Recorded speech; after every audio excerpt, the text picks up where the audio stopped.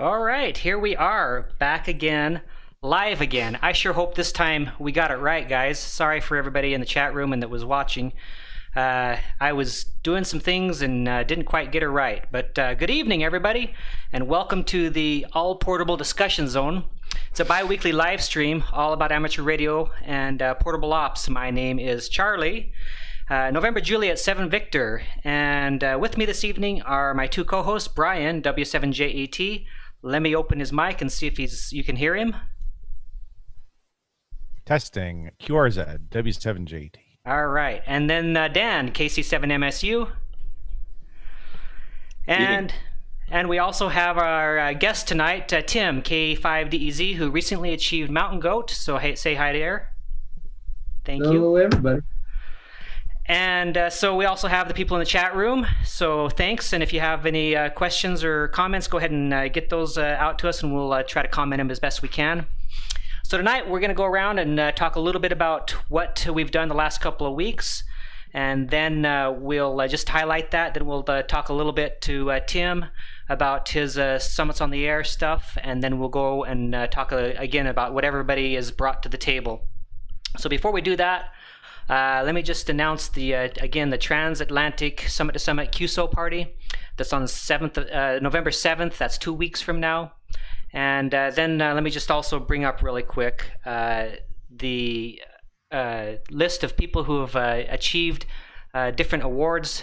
You can just take a look there. Congratulations to all you guys, to Chip and Patricia. I know her, W7FAS. A few of them. Dean, K2JB, has got his third mountain goat. He was right behind me earlier when we first got our goat. So congratulations, guys. And I'm going to close that now. And so with that, why don't we go ahead and start with Brian and have him report in. Then we'll go to Dan, and then I'll say a few words, and then we'll jump right in with Tim. Go ahead, Brian. So W7JT. So the exciting thing that happened to me is this. I broke my arm. We'll talk about that later. Dan? Yep. Just been out on some SOTA summits this past weekend, so I'm sure talk to somebody that's on the chat probably. So we'll talk a little bit about that. Okay, cool. And then since we last met, I participated in a Morris Reno CW kit build. I had a SOTA meetup with a bunch of the guys. Dan was there. And we had a barbecue. I started hiking again on Piestewa to get in better shape, and then I went on a SOTA activation and activated a couple of summits. So why don't we go ahead and turn some time back over now to Tim and introduce him, and then we'll start interviewing him a little bit. Go ahead, Tim. Hello, everybody out in YouTube land. All right, Tim, what's been going on with you the last couple of weeks? Kind of taking this week off. My SOTA hiking partner is out in Dallas, I believe, somewhere. A couple weeks before that, we did. We usually go out Wednesdays and Saturdays on SOTAs, so yeah, trying to keep up with them. In fact, I was chasing SOTA, trying to get a JA right before I get on the live stream here. Cool. Wednesdays and Saturdays, you said, is that right? Yeah, it just happens to be the days that work out well for us. So it just seems like the last several Wednesdays and Saturdays we've gone out. Okay, well, so tell me, you just recently got your mountain goat. It was about a month ago, maybe a little less. So first of all, we all wanted to congratulate you and bring you on here. This is something we want to try that's new. I felt like I was recognized well enough when I got my mountain goat, but I thought that I got mentioned on the reflector and I got my award and stuff like that, but I just felt like there was a little more people could do to recognize people, especially their mountain goats. It's a big achievement. So just wanted to congratulate you and bring you on and have you talk a little bit about it to kind of give you a little exposure. So let's start though with what you did before ham radio. When did you start ham radio? Let's see. I got my novice way back in 1974, I guess. And back then you could only have it for a year and you had to upgrade. So I got my general, and back then. Sound like an old guy now. You had to go to the local FCC office. Well, I lived near Burlington, Vermont, and it was a 4-hour drive to Boston. So we drove down and actually failed it the first time. So the second time, and we'd stayed overnight, so we'd be all fresh in the morning and all that, and failed it. Go figure. So then the next time we went, we left early in the morning in a snowstorm. Got there late. They almost didn't let us in, but I got my general and missed the advance by one question. Wow, you're a smart dude. But I did get the advance, like, I don't know, 25, 30 years later, and I've got my extra now. Oh, cool. Well, so how did that? So you're from New Mexico then, or that's where you are right now, anyway? Where were you? I'm born and raised in Vermont. So, Vermont. Yeah, this is like culture shock out of here. But I met my wife in the military, and she was from here, so we just ended up here. Huh? How long have you been in New Mexico? Since late 88, I think it was. Yeah, so you moved there quite a while ago. Then, and so you had a career there then? Yeah, firefighter, retired firefighter now, just outside of Albuquerque here, and trying to do more SOTA and keep up with the honeydews. Cool. Do you? So then, let's talk about SOTA then for a minute. How did you get involved in SOTA? What got you going with that one? I don't know if I found it online or just heard people talking. I can't really remember, but I know I started chasing a little bit back 2012, 13, something like that. And then I went to one of the local peaks, so to speak. It's about an hour drive from here, and went up, and that was in 2013, and then was a couple of years I didn't do anything, and then I got the same pick again. And a couple of years later, then I happened to meet George, WB5USB, and he was also, actually it was him, and I met Gary and Martha, W0MNA and W0ERI. Met him up on top of Sandia Peak, and ever since then, George and I have just kind of gotten together, and he kind of took me under his wing too, and he's been to a lot of stuff. He's a triple goat now. Yeah, you know those three names that you're kicking around there. Those are really well-known names in the SOTA community, huh, Brian? Absolutely. Made it to number 9 in New Mexico. So nice. But to catch like Mike Ke5AKL or Fred W0 W SOTA and K1JD, those guys are, I don't know, they're 7, 8, 9 mountain goats, so I don't think that'll ever happen. You gonna say something, Brian? Oh no, I was just gonna say I think we're all eventually gonna be part of the senior tribal knowledge crowd. Ask Brian or Charlie or Dan. They did that peak. They know what they're doing. You know, that's when we're gonna strictly be the chasers. We'll be home all banged up from the number of falls and cat claw and everything else that's torn us apart over the years. For sure. All right. Well, so then I was going to ask you, I was going to say, yeah, who do you kind of run with as far as summits on the air? Usually most people, not all, but most people have a friend or two that they go on activations with, or that at least they have a mentor and stuff like that. So you're saying that it was USB? Yeah, George. He's kind of, like I said, he's my mentor, took me under his wing, and once I figured it out, it's like, well, when you first get into it, got to get my goat. And now that I got it, I'm like, I'll go hiking next week. Or when you make the accomplishments, kind of like, you know, the big upheat for Christmas. You know, you got to get Christmas, and then once it's over, it's gone. Yeah, that's the classic response. I had the same thing. I was like, go 3-4 peaks a day. You know, it was crazy. And then all of a sudden I hit goat, and I'm like, okay, I'm gonna relax. I told my wife, I'm done. I'm just gonna do one here and there. And then my wife about a year later says, so when are you gonna quit? When are you gonna slow down? Because I didn't. What about you, Brian? So I was going to ask you about the fire department. So you how'd you end up with the Bernalillo County Fire Department? So how'd you know Bernalillo County Fire Department? Actually, I started out as a volunteer. I mean, driving by. It's kind of one of those. That would be cool to be a firefighter. And so before I got hired, I was a volunteer for 7 or 8 years. But I showed up to a meeting, and they gave me my bunker gear the first night there. And wow, these guys are trusting, and got hooked from then. And once I got hired, then it's a blast. And they issue a pillow and a blanket, so you can't ask for a better job. Absolutely. You know, I don't know if you know my background, but I'm former public safety as well. Before I was a commercial pilot, I was a EMT paramedic in Newark, New Jersey, and I used to moonlight in a couple of small towns. One of the towns had a fire service as well, so we were dual role. And I just saw your stuff, and I was curious how you got started, because I got started volunteer as well. I was 16 years old and an EMT on the first aid. Well, it was called the Franklin Lakes Volunteer Ambulance Corps, and went to a vocational high school. Got out of the vocational high school. Building industry was in the toilet, and a woman that I rode the volunteer ambulance with in Newark was career in Newark, New Jersey, and said, "Oh, you should come down and work with us. I'll get you a job. You'll fit right in."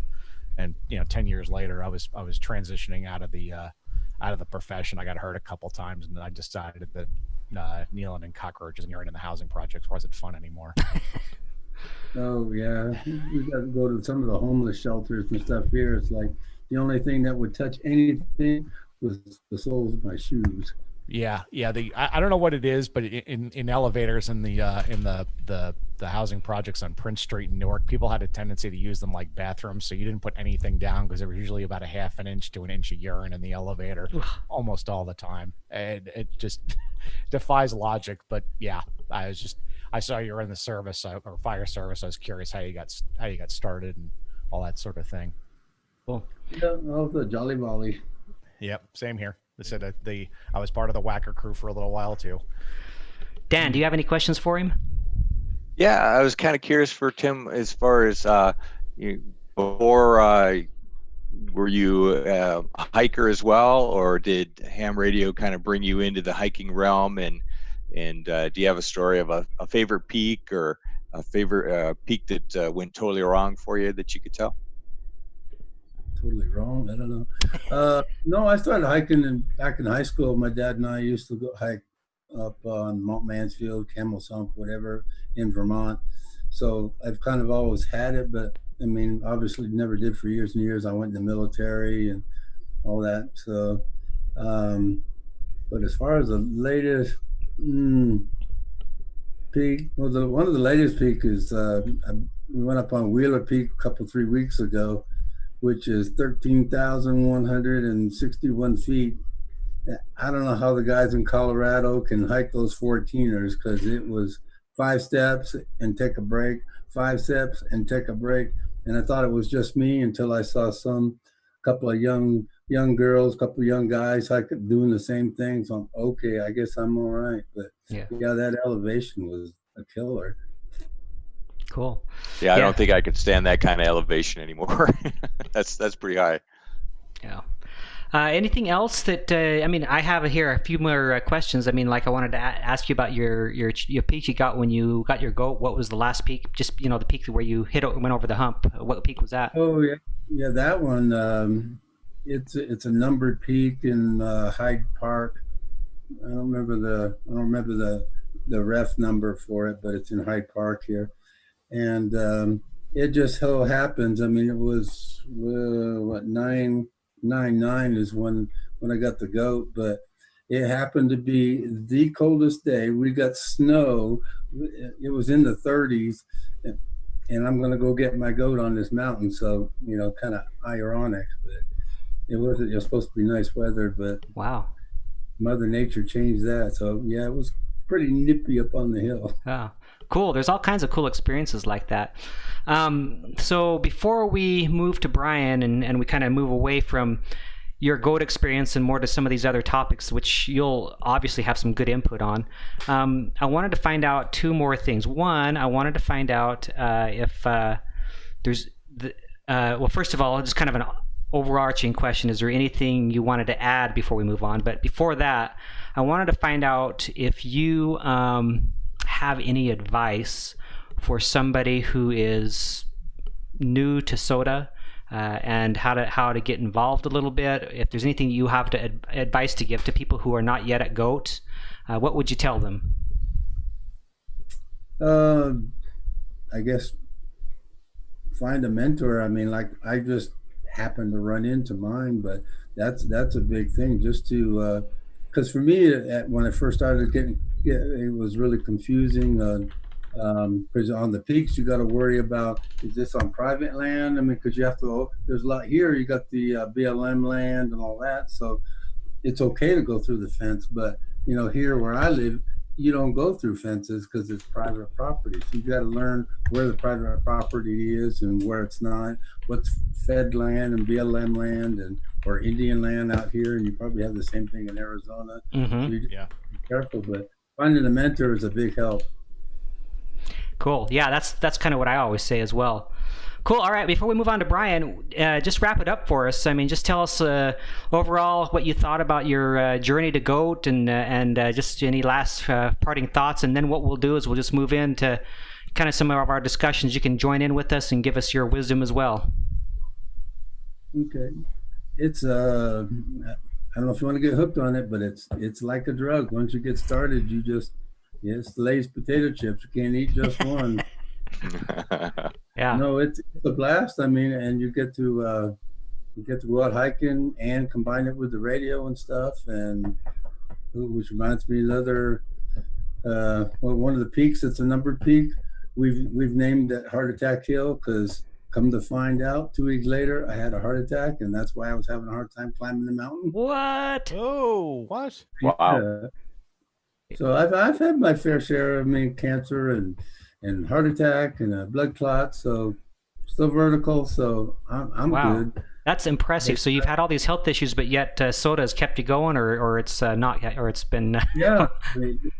I mean, just my way to try to keep in shape. But I mean, yeah. George, well, at the time he was 70 at the time. I was 62, I guess, and I was having a heck of a time keeping up with him. And he goes what he calls slow turkey, just like the smoking commercial. We go slow turkey. But I had a hard time, got dizzy once, but I made it to the top, and then a couple of weeks later, I actually had a heart attack. Wow, that's scary, but at the same time, my hat's off to you for, like I said, you're doing it right, trying to stay healthy and active. So good for you. So that's kind of the other, safety reasons I call it.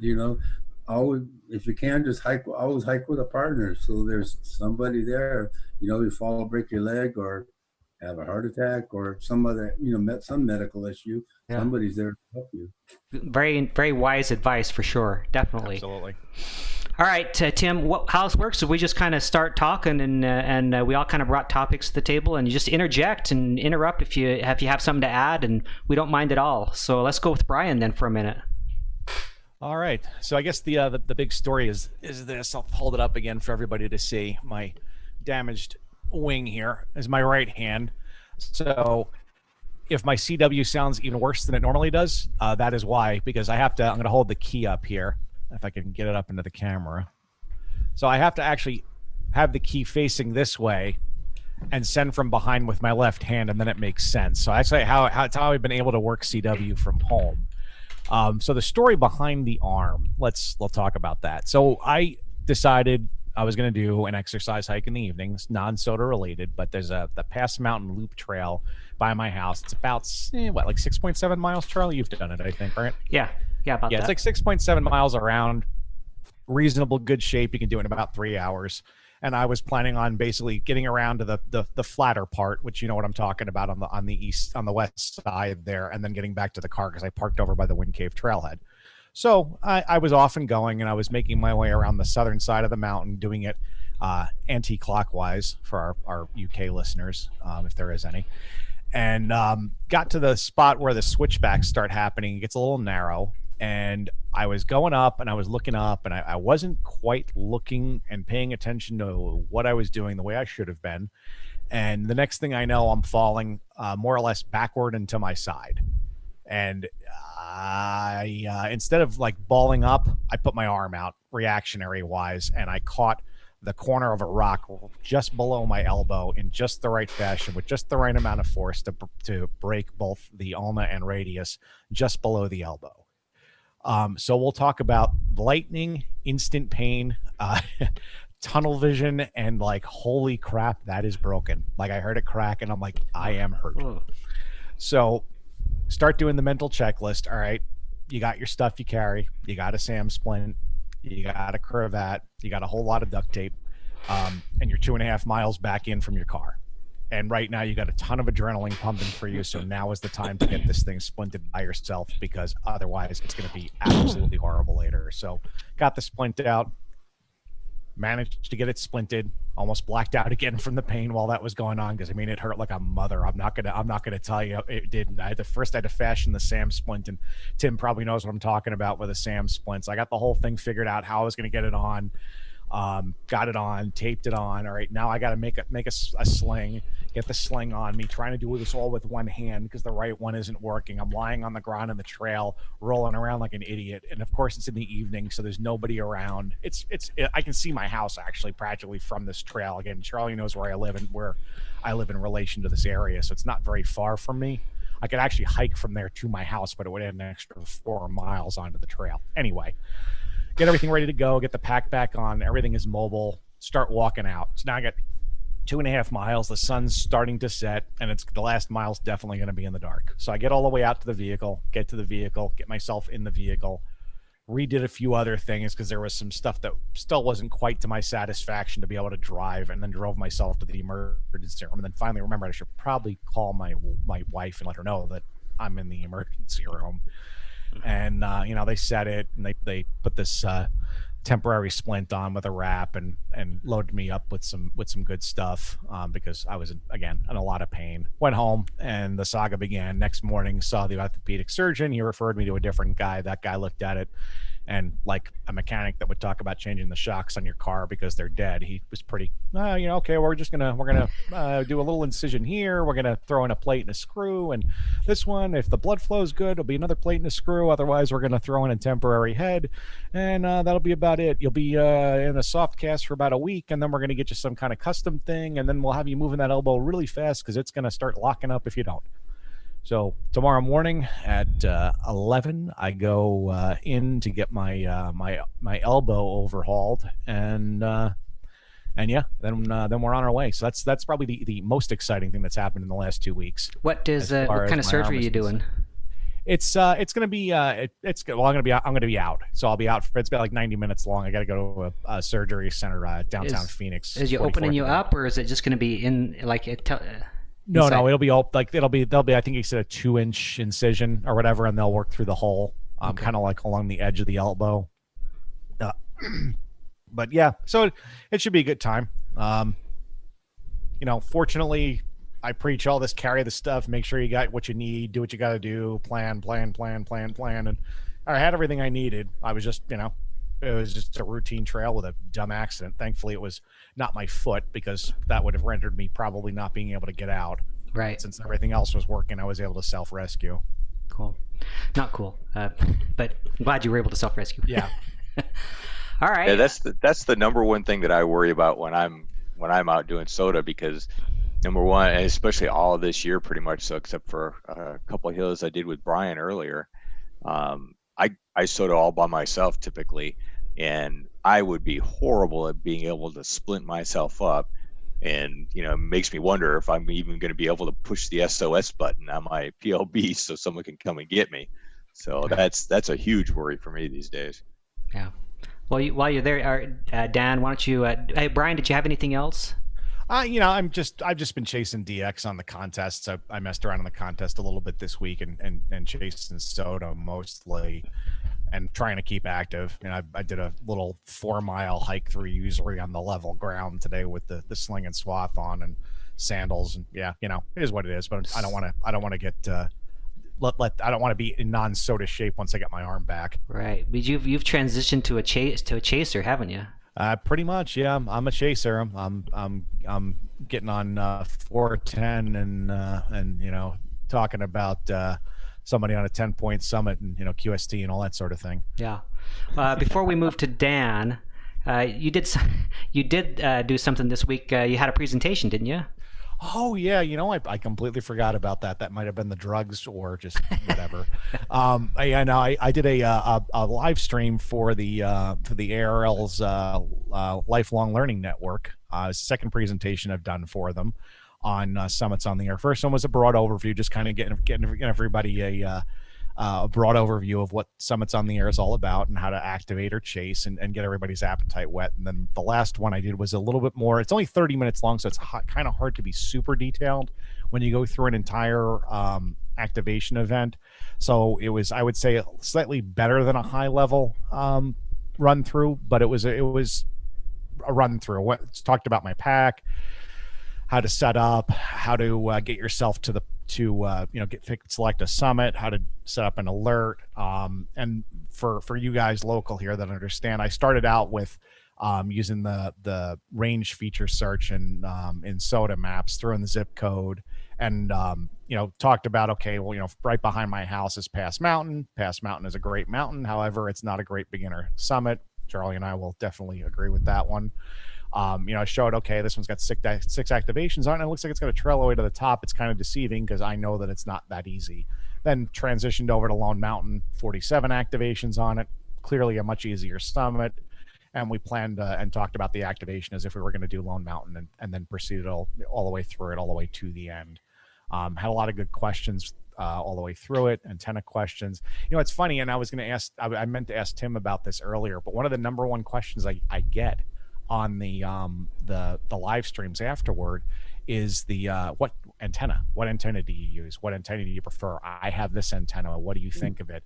Some of them are names I've not heard of. They asked me about, and I don't remember for the life of me now what the antenna was, but it sounded like it was a commercial antenna that I was asked specifically about. And I said, honestly, I don't know. I said, my best advice to you is simple and not a lot of pieces, because you'll be surprised how quickly things disappear. Hey, so Tim, what do you use? What is your antenna of choice? Well, about 99% of the time, probably it's just a 35.5 foot piece of wire, 9-to-1 balun, and about 15 feet of RG174. Okay, cool. I've not used the verticals myself.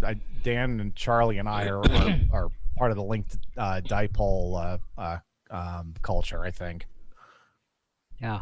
So you had I think that they asked you about the DX Commander, if I'm not mistaken. If I saw that, and I thought that was what it was. Okay. Yeah, I wasn't. That's the DX Commander. That's the guy that does the YouTube channel, yeah. right? Yeah. Okay. Yeah. So. Yeah. I said I'm not familiar with a lot of his stuff. I know he's a very engaging person to watch on YouTube, but I'm not too familiar with his products. Yeah, he is very engaging. I've got one of his antennas in the backyard. How do you like it, Tim? I love it. On 40 meters, yeah, it's a kick butt antenna at night. So what is it a vertical? What exactly is it? Yeah, it's just one of the fiberglass poles. It's 30-foot fiberglass poles, and then he has Jubilee clips, he calls them, but they're hose clamps to keep it from collapsing. And actually, the 40 meter goes up, and then it folds back down over on itself, and it's pretty much 1.2. 1.3 at the most through the whole 40 meter band. That's great. How does it do with DX? Is it got a good takeoff angle? Oh yeah, it's excellent. That's excellent. Good. Yeah, I heard him talk about it too. It does have a really good takeoff angle. It's set up for the optimal takeoff angle. Yeah. Yeah. Does that use radios as well? Yeah, I've got 25 radios on it. I think mine are like 12 or 12 and a half foot, and it works great. Unbelievable. Okay, cool. It's, Adam says it's basically a fan vertical. Thanks, Adam. All right, Adam, I'm glad you're here because we're going to talk a little bit more about antennas in a minute here too. We'll have you chime in on the chat. So Dan, take it away a little bit. Okay. Yeah, I went out this past weekend and did a couple peaks, which really enjoyed. And I've got some photos here, Charlie, if you want to share those. You go ahead and share. I think I'm opened it up. Let me make sure. Oh. Try again. Try again. There we go. Okay, let's see here.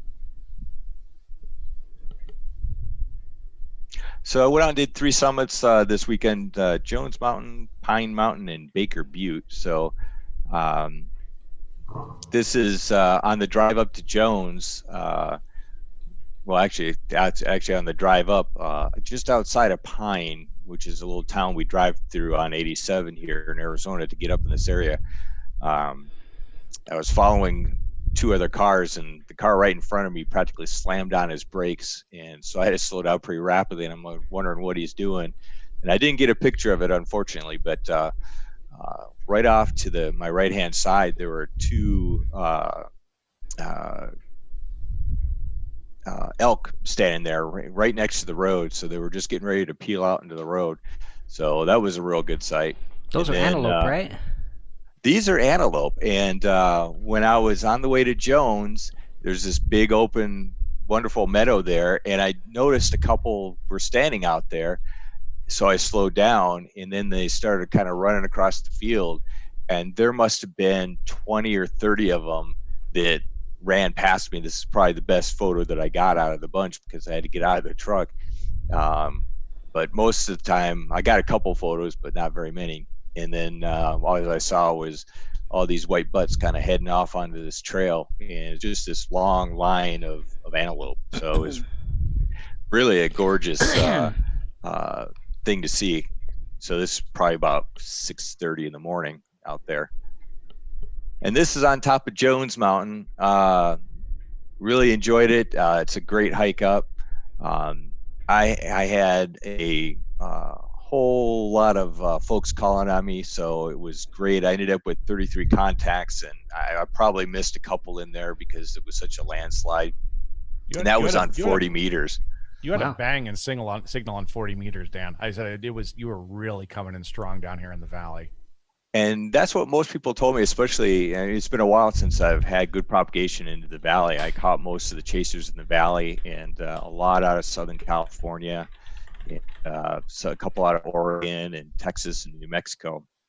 So it was a really great adventure going up there. This is going off to Pine Mountain. This is sort of the first time that I had activated Pine Mountain, so I didn't really know what to expect. But on the way up, really wonderful views and these big, huge boulders and everything else. So it was really great. That's another view off Pine Mountain. It's kind of in this swale between 2 higher points. And then this is Baker Butte. This is one that's relatively close to us as well. It's a nice hill to activate. It's pretty easy to access and stuff. Matter of fact, I had a really good event happen up there. Ron K6 CPR, who got his shack sloth, he contacted me and he got shack sloth while I was on this hill. So that was real fun. That was the first time I had that kind of an occurrence happen to me. So I was pretty excited about that. Let's see, let me stop sharing. That's all the photos that I've got. Outside of that, I was hoping, and I don't know if anybody else got to chase him, since a lot of people chased me in the valley, but N3BZ Robert was out doing his 7 days of SOTA in northern Arizona, and boy, he was out there like crazy. I mean, he was out on 19 peaks and got 186 points. And because of how my setup is here currently at the house, I had really compromised antennas, and I couldn't get him all week long, so I missed out on a bunch of chaser points there. But he was really out there, so he garnered a lot of points this week. So I just wanted to toss that out there as a big event. Cool. Are you a CW guy or a sideband guy, or what are you guys? I'm all single sideband, so I'm gonna finish out my goat as all single sideband, and then hit the CW trail with a lot more earnest than I have so far. Because I don't recognize actually any of you guys' call signs, so we've been hiding from you. I chase CW guys mostly. I mean, I do sideband, but not as actively as I do CW. Yeah, I'm CW. Like on summits, 99% of the time I'm CW because I only bring a UKITS HB1B with me, so that's it. I got 20, 30, and 40 CW and nothing else. Yeah. Let's bring you another question. What's you guys' what do you bring in? What's your pack weight? Usually for me, my limit with 2 liters of water is usually 16 pounds. And that's Wow. with the KX2 and all that stuff. Well, you're definitely more low drag than me. I'm my ideal no more than 23 pounds is what I consider a moderate pack for me. If I can go lighter, I do. If I'm not carrying if I'm not carrying a full 3 liters of water, which some of the summits I don't, then I can get it down a little bit more. But I think the heaviest pack I've ever carried was about 32-ish pounds. But I mean, we were doing, and this was with Charlie and I, we were doing an expedition summit. We were going up, and that's when we did Jump Mountain. You remember that one, Charlie? Out in the middle of the Silver Canyon wilderness. Do I ever? The views were, and it was well worth the effort to get to it, but it was well worth the effort only once to get to it. We will probably, unless somebody else will eventually find it, but it's not easy to get to just the trailhead itself because there is no real trailhead. It's all off trail. You're following fence lines and climbing over this and that, and then rock hopping, and then you think you're almost there and you're like, no, a little bit further. Yep. And then you finally climb up this like loose slope, but man, what a view. I mean, it is a really good view from up there. Really, For sure. really good view. I'm the guy that Charlie and Brian always laugh at still because I used to hoof up an 857, and now I've got a KX3, but my pack still always weighs like 30 to 32 pounds for some reason. So I got to figure that out because it's a little too heavy. Yeah. Dan likes to bring an office chair to sit in. He likes to be comfortable. I do have a small fold-up chair that weighs less than a pound. Wow. It's in my pack all the time. It's only yay tall, but it keeps you out of the dirt, snow, bugs, and whatever. Yeah, I got an inflatable butt pad that I use. That's what I got. That's on my wish list still. I'll let me take a look here. Hang My on butt pad is called a rock right now. In fact, this is the hey Charlie, I'm going to share screens for a second. Yeah. You give me a screen sharing here. It's open to anybody, I think. All right, I'm going to share screen. We're going to go with that and share. So did it pop up or no? Or did I get the wrong Yep, thing? there you go. All right, so you see a pack? Yep. Oh, yeah. Okay, so that is what my pack looks like. That's all the junk that's in there. Now, Tim, I pack like I'm going to get stuck in the woods for 36 hours. So I actually bring enough with me that I can take care of myself till somebody can rescue me. So I do carry probably a little bit more than most people, but everything that's in there is basically to make sure that if I go down, because in Arizona, if they know where you are, you're going to be out within 24 hours unless you're in a really precarious place. So I try to make sure that I make it as easy as possible for whoever's coming to get me in a relatively good package where I'm not hypothermic and a bunch of other things. So that's everything. Most of that stuff is never really gets, thankfully, has never really had to be used. But I got a signal laser, the PLB, first aid kit, snake bite kit, SAM splint. This is a bag that kind of contains all the smaller little bits and pieces, the pole, extra batteries, antenna, the radio, poop tickets, hat and gloves, butt pad. Did you say poop tickets? Yeah, poop tickets. You never heard of the poop tickets before? You got to have tickets, Not till man. now. Yeah, you got poop tickets right there. You tear them off one at a time. It's a ticket, man. You got poop tickets, headlamp, roll up J-pole, all that good stuff. So yeah, that's my pack. The pack actually weighs, because it's a Red Wing 50, so the pack itself weighs about 5 pounds. So it's usually under 20 pounds if I have all of that in there, not counting the pack. The pack adds a little bit of weight too because it is a frame pack. All right, I'm going to unshare the screen here. Let me. And my go-to is Cottonelle in Ziploc bags. Yeah, the wet ones. Yeah, sometimes they don't cut it. I mean, if you're in the high fiber class, that could be a lot of work. Yeah. So there you have it, folks. Yep. High fiber class. So yeah, I don't if know. you I ever- think the thing that adds the most weight to me anymore is my pole, and I really like this thing, but it weighs a ton. I mean, I cannot imagine me ever breaking this thing, but I mean, it is fantastic, and so I got to start looking for something a little lighter. You got to get one of these. This weighs a pound maybe, and I take the first two sections out, and it's about 19.6. Yep, that's what this is right here. This is my replacement pole that I got from China last week. To replace the one that got busted in half. And this thing weighs. This doesn't even weigh a pound. Right. And it cost me $18 with the shipping. No, mine was expensive, $24, I think. But the original one, that yellow one that you saw in the picture, that thing is actually got like 4 or 5 layers of heat shrink on it to reinforce the base. And I finally broke it over on an activation about right before I got hurt. And I've been using that pole for over 3 years, so I definitely got my $24 worth out of that one.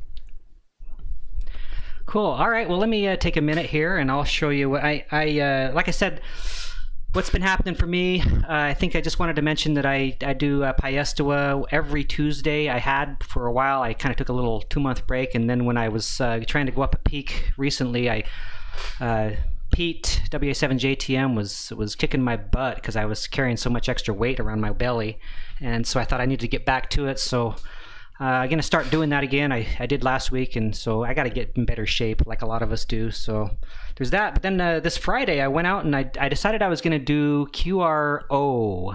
I was gonna activate Aztec Peak, and I was gonna take some of this advice that Pete gave me about working DX.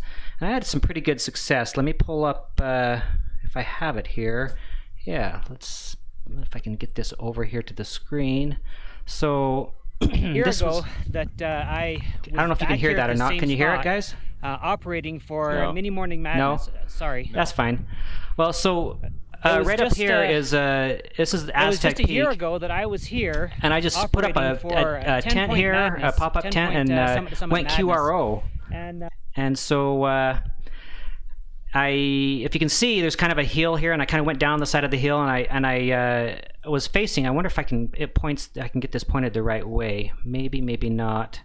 It's pretty much not showing the right way, but the opposite way of here was directly pointing towards. Oh, did you guys say you can hear it? Can hear it there. Okay, cool. I was just wanting to work some DX, and so I'm going to make a video on this if I can, but the problem I have with this attempt of making a video is going to be that, let me pull this over. I had, when I went QRO here, I had almost 20, or actually 20 contacts that were DX. From France, Germany, Norway, all these DX stations, and I had a total of 125 contacts. So I had great success. The problem is I don't know how I'm going to be able to include all 125 contacts in a video. It'd take 3 hours, but I've got 3 hours of video, and I've captured almost everybody on this summit that worked me. I have people that are in the YouTube group, like N1CLC and Chuck, WW7. What I can't remember a lot of their call signs, but had a Whiskey 7 Delta. Yeah, no. Let's see, Chuck W. He was. What is his name? His call sign? Well, anyway, I'm not good with call signs, obviously, but some guys that are in the YouTube bunch, Tom as well, and so this was QRO, obviously, but still, I kind of followed some of the tips. I got to a place where there was no obstructions with trees. I pointed my dipole in a direction that was a broadside to northeast, so I was pointing directly at Europe, and then I just started calling. I had to call by the numbers for a while. I was going, and then all of a sudden I kept hearing DX stations come, so I kept sending DX question mark and worked a bunch of those, and then I had to start just calling by numbers because there was so many people wanting to work me. So yes, KK6 USY, thank you, TO. But that's kind of what I did, and then after 3 hours on that summit, it was just a drive up. So that's how I was able to do the pop up and go QRO. Then I went and did another peak, Pine Mountain, which was really beautiful. It was a fun one. So I'll do a video on that too. But had a lot of fun, and I think that it was all due to just kind of following some of these tips that Pete talked about on Working DX. But if you haven't been out on a peak, you guys who are doing summits on the air and activating, this is the season right now. In the next month or so, the DX opening into Europe, if early in the morning, is going to be great. And with the sun cycle improving, you're going to be, what I have here, these 20 contacts, they're DX, QRO, you'll be able to see with 5 watts here pretty soon. So I'd encourage you to get out there and have some fun with it. So, you know, I hopefully in 2 weeks I can do some more of this QRO stuff with I'm going to go out to California and meet up with K6ARK and maybe RIP to do, you know, just to work with that DX contest, that European one. So that'll be fun. So for me, what I wanted to bring to the table today was just an email that I got from a viewer. I'm going to pull it over here. I took it out of the email and just kind of stuck it in here. So it says, "Hi, Charlie. You know, I'm starting with SOTA and I'm learning CW." He said he enjoys the video. And then if you see right down here, he says that video I saw of Pete, you talked about antennas, DX, summit to summit, and QRP. And he says, I believe those 3 topics with the emphasis on antennas is especially would be great to expound on in this biweekly portable operation stream. So I wanted to talk a little bit about that. So to the 3 of you, we kind of talked about what antennas you use, didn't we? Just a few minutes ago, we talked about how Brian uses a dipole, usually a link dipole. I use a link dipole. Dan, I didn't hear what you used. Link dipole, right? Yep, link dipole. Yeah, the 3 of us. And then you said you use do you use an end-fed half wave, or what was it exactly? Mine? Just a random wire.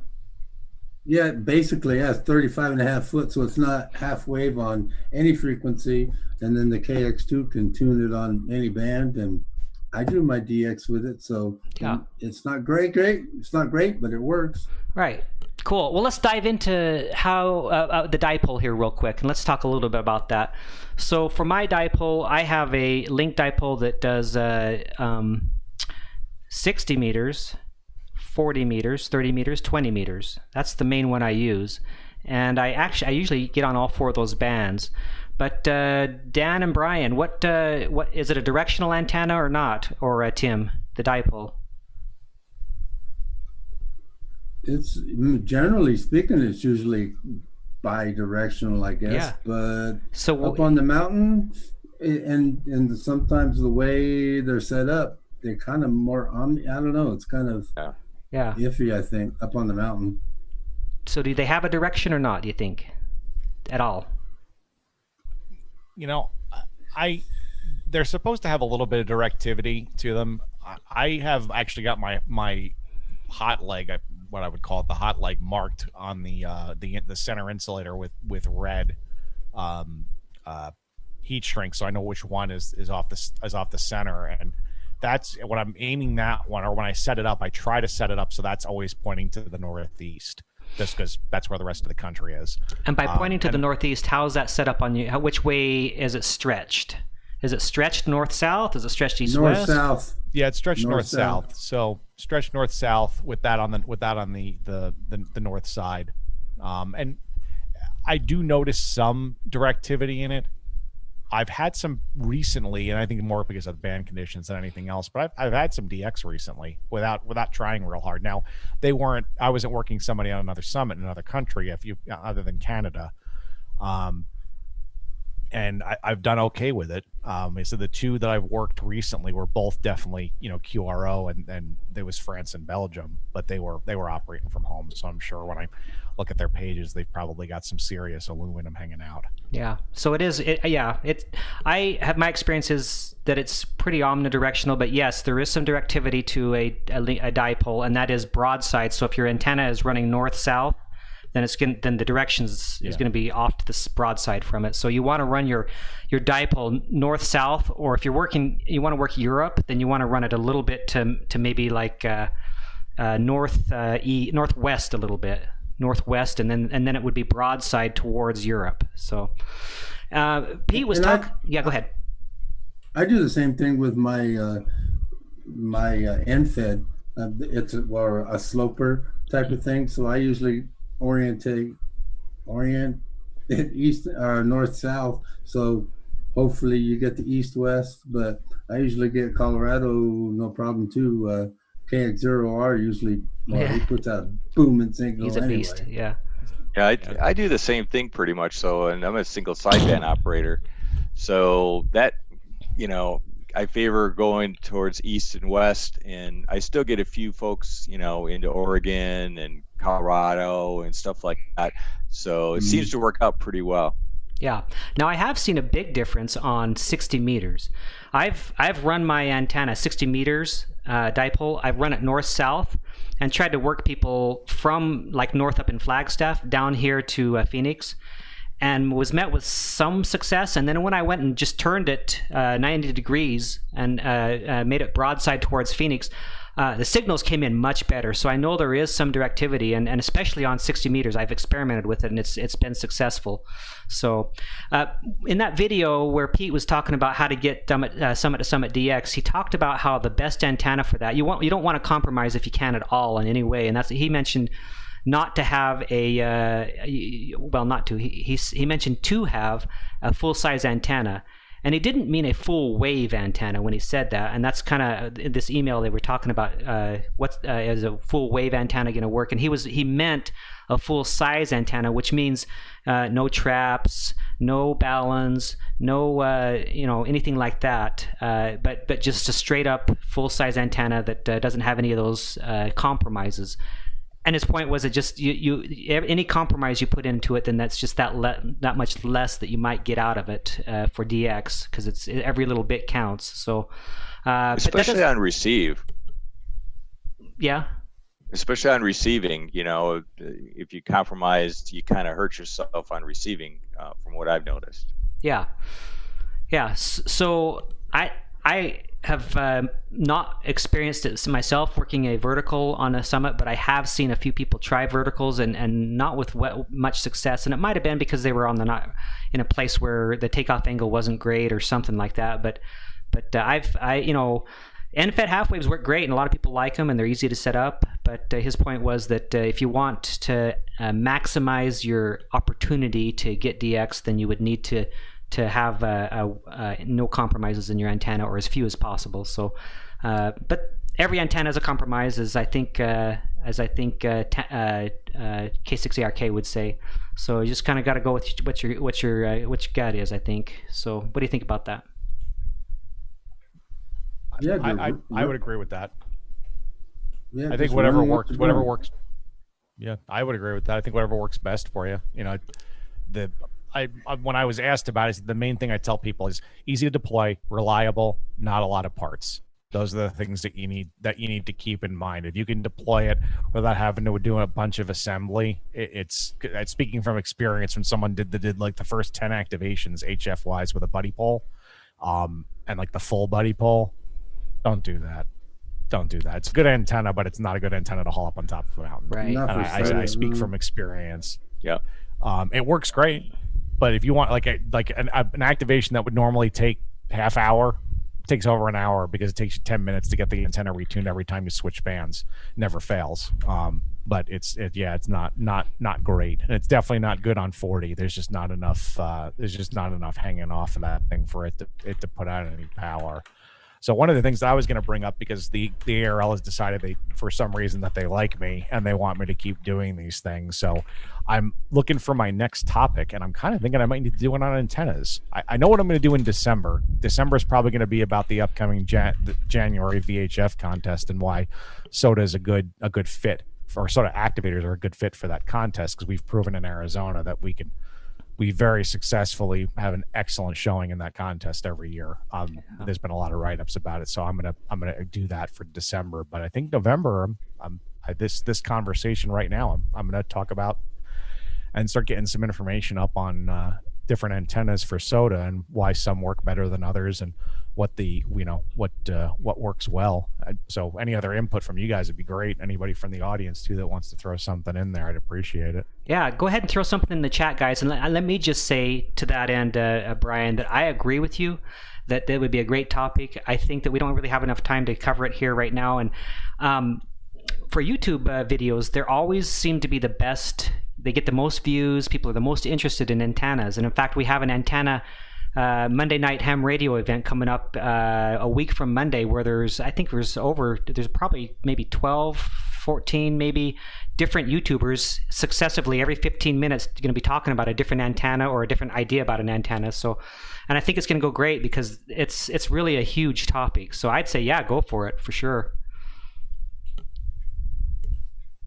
And Brian, Yeah, and I think where you're operating from too changes that too. You know, a lot of antennas that work really, really well on a mountaintop don't work really well, obviously, in an urban area.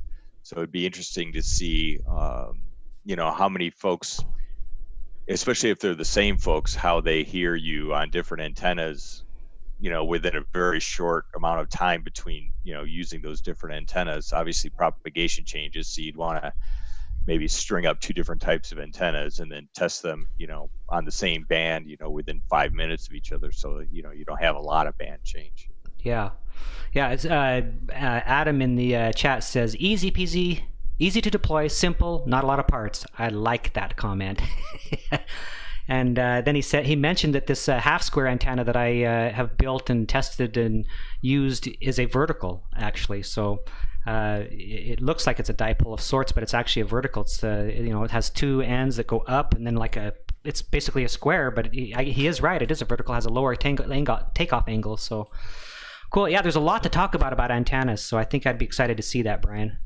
Yeah, I see the question there from Don, and I think we all run ours in an inverted V using the fishing pole as a center. When I did an activation of Tiger Mountain up in Seattle, I actually strung it up between 2 trees because I was able to do that. And one time when I forgot to bring the pole, I strung it up between 2 pinyon trees when we were doing one of the mountains. There was when we did shard or something.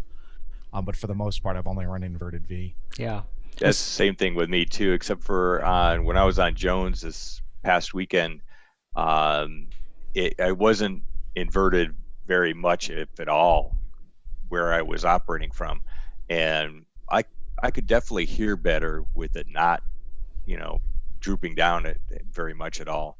Yeah, and Tim, he's kind of sitting here thinking, "Hey, I'm the odd man out," because you're a random wire, right? I was just thinking, but sometimes when push comes to shove, you know, weather dictates a lot.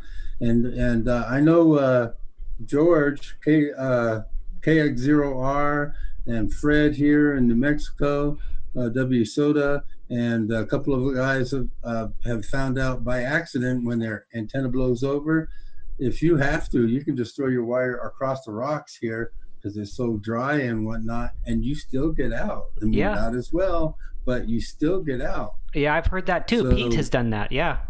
So Pete, WA7US. Yeah.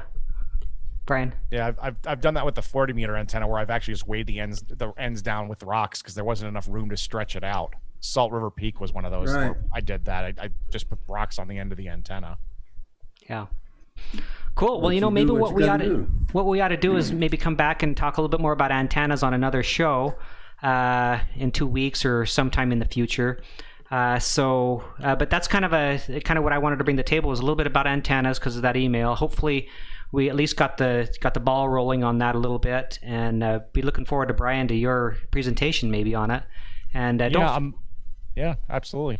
And don't forget, guys, in the chat and watching, that in a week from Monday, there's a Monday Night Ham Radio back-to-back playlist of probably 12 or more different videos. So on antennas. It looks like we got to wrap it up. We could talk forever, but I want to try to keep it to an hour every time. So let me go back over to Tim and just again say, Tim, hey, you know, I really appreciate you accepting the invitation to come on and to join us. I hope it was fun for you. Hope you enjoyed it, and maybe we'll have you back again sometime when you get to double. Oh yeah, it was a lot less painless than I thought. And as a matter of fact, one more fact, I guess, when you sent me the invite, the original invite, hey, how would you like to come on the YouTube? I was at like 12,000 feet on Wheeler Peak trying to make my way to the top. So that's awesome. That's great. Awesome. Yeah. Cool. All right. Brian, you have anything to add before we wrap it up? No, I mean, I just got an alert on my Walgreens app that my prescription for hillbilly heroin is already for after my surgery tomorrow. So I got Oxy. So apparently this is a pretty serious surgery if they're giving me Oxy. It's gonna be. Yeah. How about you, Tell- Dan? Tell him what fentanyl said. Yeah. Nothing really to add, but just I'll be out on peaks next weekend, so chase me if you get the opportunity. Yeah, cool. All right, thanks everybody. Thanks for watching, you guys that were watching live, and also for you if you're catching this after the live stream. Appreciate you viewing it as well. We're gonna try to make this fun and entertaining and educational every 2 weeks. So catch us again next 2 Sundays from now. And Hillbilly Heroin, we'll get you next time, buddy. 73 All right, to everybody. 73, everybody. See you later. 73. All right, now how do I?